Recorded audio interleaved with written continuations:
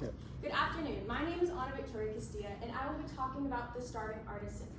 What art is, why many people are so afraid to be an artist, and why it no longer applies to us today. So first, let's start off with something real. We all get asked the question, what do you want to be when you're older? Or what are you going to do? I was asked this question when I was babysitting the summer before my senior year. And do you know what I said? I said I want to go to Texas Tech. I want to get a BFA in studio arts or graphic design.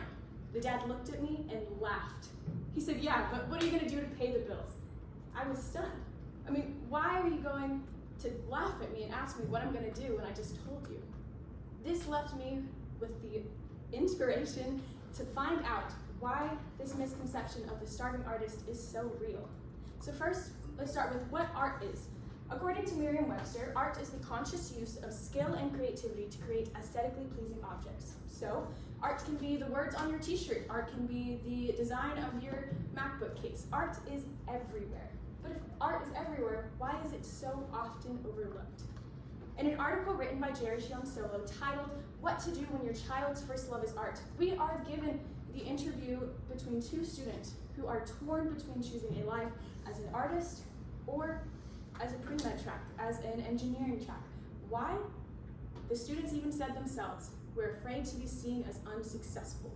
This unsuccess is a deep-rooted fear in many artists today, also known as the starving artist syndrome. What is the starving artist syndrome though? Well, we can find that the starving artist syndrome was first coined in the 1500s by a French novelist named Henry Murger. Henry Murger wrote a novel called Scenes de la vie en Bohème, which translates to Scenes of the Bohemian Life. It was a novel written about 4 artists who solely pursued art as their only thing. It talks about the struggles and the intimate details of being an artist. This was later picked up in the 18th and 19th century where artists were glamorized for this starving artist syndrome of sacrificing everything they owned to pursue art holistically. So, that is carried into today's society where many artists fear being unsuccessful. Well, that doesn't apply to us anymore. In an article written by Andy LaFrance, also an artist, she claims 3 reasons as to why art, the starving artist syndrome, no longer applies to us anymore. First one being technology. With the advancement of technology, art is no longer physical. Not only is art on paper, on canvases, but you can also create digitally, expanding the world of art as we know it today.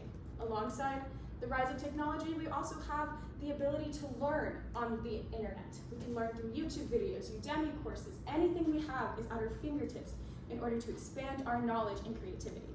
The last one, social media. With the rise of social media in the early 2000s, we now know that we can present ourselves as artists to millions of people across the world within seconds, how we like to as well. So, although we have learned that the starving artist syndrome is a real thing and many people face it today, we also have learned that it no longer applies to us and that we shouldn't be afraid to pursue an artistic career if we are so passionate about it. Thank you.